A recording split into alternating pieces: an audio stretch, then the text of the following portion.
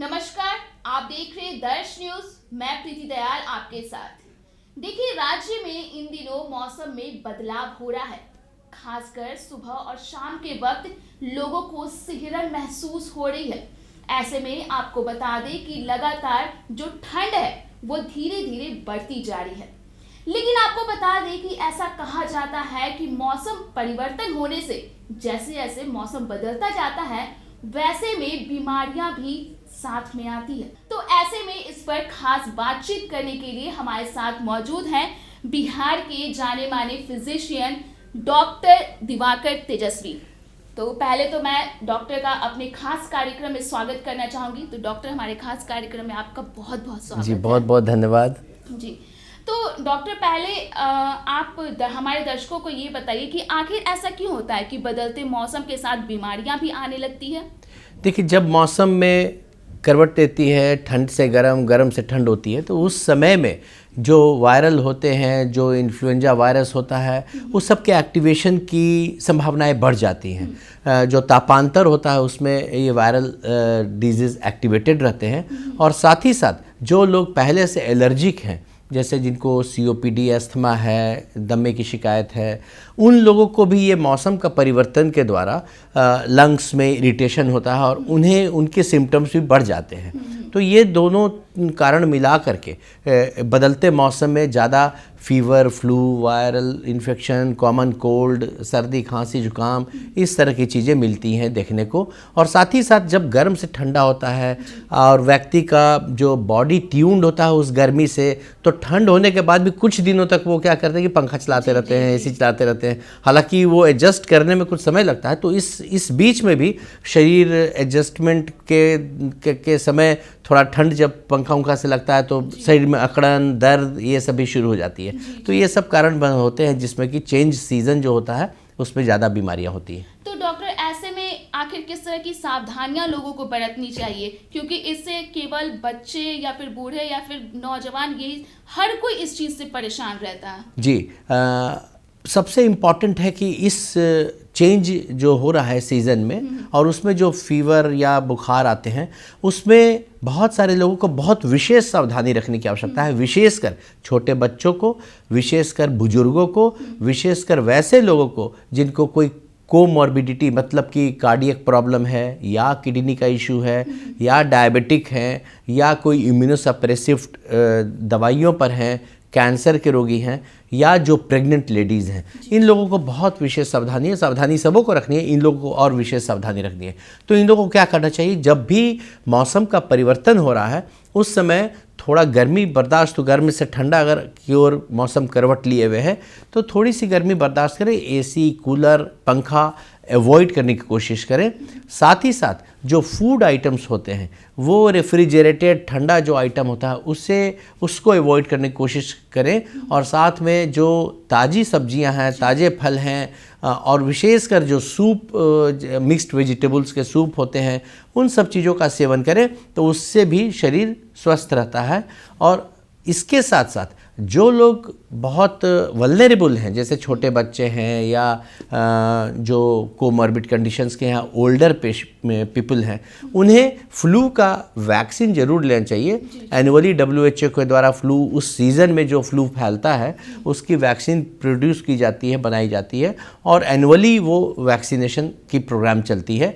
तो जो लोग वल्नरेबल हैं, जिनको ज़्यादा संभावनाएं हैं कि जो एस्थमेटिक हैं या जो जिन्हें बीमारियां कुछ पहले से हैं, उन्हें फ्लू का और निमोनिया का वैक्सीन लेकर के अपना बचाव भी कर लेना चाहिए। लेकिन डॉक्टर, कई बार ऐसा देखा जाता है ना कि सर्दी हो या फिर जुकाम हो तो उसके लिए मेडिसिन लोग लेते हैं, लेकिन इसके बावजूद वो जल्दी ठीक नहीं होता है। मतलब वो हफ्ते, 2 हफ्ते, 3 हफ्ते या फिर महीनों तक वो रह सकता है। तो इस तरह से क्यों आखिर? हाँ, डिपेंड करता है कि बॉडी की इम्यून स्टेटस क्या है। अगर इम्यूनिटी कमज़ोर रहती है किसी भी व्यक्ति की, किसी भी कारण से, तो उस स्थिति में जो वायरस इन्फेक्ट किया या बैक्टीरिया इन्फेक्ट किया, उसके क्लियरेंस होने में बहुत लंबा समय खींच सकता है।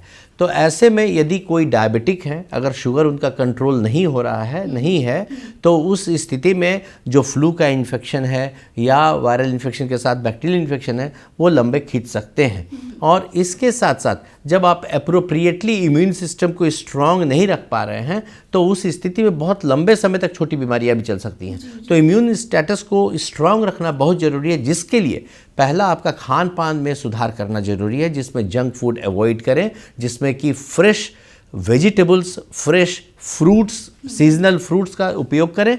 दूसरी चीज़ है कि माइक्रो न्यूट्रिएंट्स की कमी देखी जा रही है इंडियन पॉपुलेशन में, बिहार के पॉपुलेशन में, जिसमें विटामिन डी की डिफिशियंसी, जिसमें कि सेलेनियम की डिफिशियंसी, जिसमें कि जिंक की डिफिशियंसी, इस तरह की डिफिशियंसी के कारण से इम्यून सिस्टम भी कमज़ोर होता है। खान पान में माइक्रो न्यूट्रिएंट्स का सप्लीमेंटेशन भी होने की आवश्यकता है। और तीसरी चीज़ है कि रेगुलर एक्सरसाइज, अगर 40 मिनट आप रेगुलर एक्सरसाइज या योगा करते हैं तो आपका इम्यून सिस्टम स्ट्रांग रहता है। और सबसे इंपॉर्टेंट चीज़ है कि यदि आपकी 7 घंटे की स्लीप, प्रॉपर स्लीप नहीं होती है तो उससे भी इम्यून सिस्टम कमज़ोर होता है। तो 7 घंटा सोना भी आपका आवश्यक है। तो इन सब चीज़ों को करेंगे, आपका इम्यून सिस्टम इंटैक्ट रहेगा, मजबूत रहेगा, और आप इस तरह की बीमारियां अगर आती भी हैं तो बहुत जल्दी से आपके शरीर से वो वायरल क्लियरेंस भी हो जाएगा। जैसा कि डॉक्टर आपने कहा कि 7 घंटे की नींद लेनी ज़रूरी होती है, लेकिन कई बार ऐसे वर्किंग जो पीपल होते हैं तो उनको इतना टाइम नहीं मिल पाता उस चीज़ के लिए, तो उनके लिए क्या सलाह दीजिएगा? वर्किंग पॉपुलेशन के लिए भी आप देखें कि 24 आवर्स का जो समय है, से उन्हें 4 से 5 घंटे मिल पाते हैं। हाँ, नहीं, अगर वर्किंग में आप देख रहे हैं कि अगर 24 घंटा टाइम है तो उसमें जो वर्क आप करते भी हैं सुबह 9 बजे से, यदि आप मैक्सिमम अगर वर्क करें 7 बजे शाम तक, तो अपने लिए काम, अन्य कामों के लिए जितना इम्पोर्टेंट समय का आवंटन है, समय का कंपार्टमेंटलाइजेशन है, उतना ही इम्पोर्टेंट आपके स्लीप का भी है। तो कम से कम अपने दैनिक दिनचर्या के हिसाब से 10 बजे सोने की कोशिश ज़रूर करें और सुबह 6 बजे तक ज़रूर सोएं। तो आप उसके पहले 10 बजे से 6 बजे के पहले अपने सारे कार्यों को कर लें और 6 बजे के बाद फिर अपना एक्सरसाइज करें। जिन्हें लेट सोना है, कुछ और काम है, तो 11 से 7 कर सकते हैं, तो 11 से 6 कर सकते हैं। तो 7 to 8 आवर्स का स्लीप अपने को उस पैटर्न में, उस काम के बीच में निकालने की आवश्यकता है, जिसमें कि रात आपका प्रॉपर स्लीप हो। जिनकी रात में ड्यूटी है, जो जैसे बहुत लोग कॉल सेंटर पे काम करते हैं या फिर जो रात में जगना पड़ता है जिन्हें, उन्हें दिन में 6 से 7 घंटे की स्लीप लेनी जरूरी होती है। मतलब 24 आवर्स में 7 to 8 आवर्स का स्लीप जरूरी है आपका। डॉक्टर, एक चीज़ ये भी था कि AQI इन दिनों कुछ ज़्यादा ही राजधानी पटना के बढ़ गए हैं, तो वातावरण पूरी तरह से प्रदूषित होता जा रहा है। आपने सुना भी होगा दिल्ली NCR की भी हवा पूरी तरह से प्रदूषित हो चुकी है। तो ऐसे में जो लंग्स, जो फेफड़े की बीमारी है, वो सब कुछ ज़्यादा ही बढ़ रही है। तो ऐसे में लोगों को आप क्या सलाह दीजिएगा, किस तरह से उनको सावधानियां बरतनी चाहिए? देखिए, ये बहुत इंपॉर्टेंट प्रश्न हम लोग सबों के सामने है। एयर क्वालिटी इंडेक्स AQI, ये देखा जा रहा है कि अगर AQI पुअर कैटेगरी में रहती है और लंबे समय तक पुअर कैटेगरी या वेरी सीवियर कैटेगरी में है, तो आप बैठे बैठाए अगर आप सिगरेट नहीं भी पीते हैं तो आप कम से कम पर डे, अगर बहुत पुअर कैटेगरी में आप दिन भर रह गए हैं, तो 20 से 30 सिगरेट का जो हार्मफुल इफेक्ट है वो आपके शरीर में जा रहा है। तो इसमें स्टडीज़ भी हुई और ये देखा गया कि जहाँ AQI बहुत पुअर कैटेगरी में रह रही है, वहाँ पर जब आप सांस ले रहे हैं तो आपके शरीर के अंदर ऐसे ऐसे ऑब्नॉक्शियस गैसेस जा रहे हैं, शरीर के अंदर पार्टिकुलेट मैटर्स जा रहे हैं शरीर के अंदर, और वो सांस के द्वारा जब शरीर के अंदर जा रहे हैं, केवल लंग्स को डैमेज नहीं कर पा रहे हैं, लंग्स को तो डैमेज कर ही रहे हैं डायरेक्टली, उसके साथ वो लंग्स सांस के साथ साथ ब्लड के साथ साथ सारे ऑर्गन्स में जा रहे हैं। ब्रेन स्ट्रोक का कारण, कार्डियक हार्ट अटैक का कारण, क्योंकि जब आप सांस ले रहे हैं तो आपकी धमनियों में वो घुली हुई गैस है, जहरीली गैसें जा रही हैं, और वो जब घुली हुई गैसें आपके शरीर में ब्लड के द्वारा विभिन्न अंगों में जब जा रही हैं तो उन्हें इन्फ्लेम्ड कर रही हैं, उन्हें सूजन उसके अंदर में लगा रही हैं।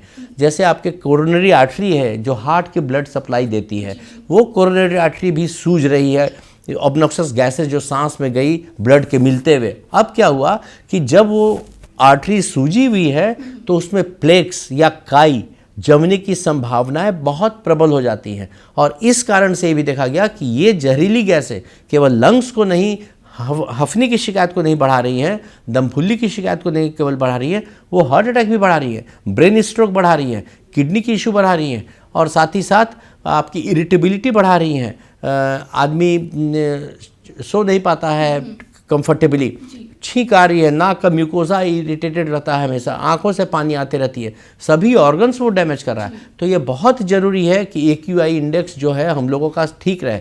इंडिविजुअल लार्जर स्केल पर तो सरकार को एक्शन लेना, लेकिन इंडिविजुअल स्तर पर हम लोग क्या कर सकते हैं, कम से कम एक व्यक्ति एक पेड़ जरूर लगाए जिससे कि कुछ ऑक्सीजन मिले। आप अपने घर के आसपास पानी पटाएं जरूर, जिससे कि धूल और पार्टिकुलेट मैटर्स वातावरण में न जाए।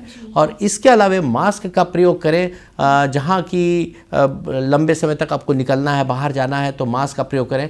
चौथा चीज़ कि एक व्यक्ति एक गाड़ी लेके जा रहा है, आप कम्युनिटी पूलिंग करें। अगर आपके घर से आसपास से 4 आदमी 6 आदमी एक तरफ से जा रहे हैं तो एक गाड़ी में कम से कम 6 आदमी रहे, एक गाड़ी की धुआं हर जगह नहीं जाए।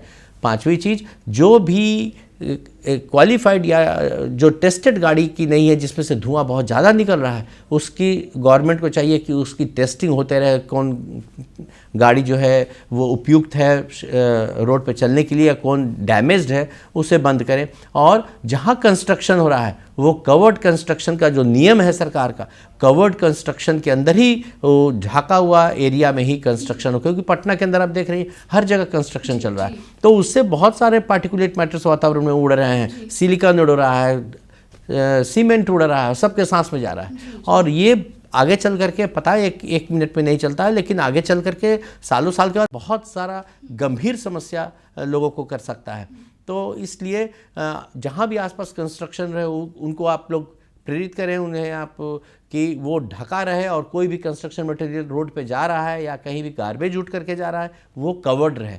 ये सब हम लोग की ड्यूटी है, हम सब लोग मिल करके सब सारे व्यक्ति इंडिविजुअल स्तर पर भी इसमें सचेत रहना बहुत ज़रूरी है। जी डॉक्टर, एक आखिरी सवाल है मेरा कि अस्थमा पेशेंट के लिए ना बदलता हुआ मौसम एक विलेन साबित होता है, ऐसा क्यों?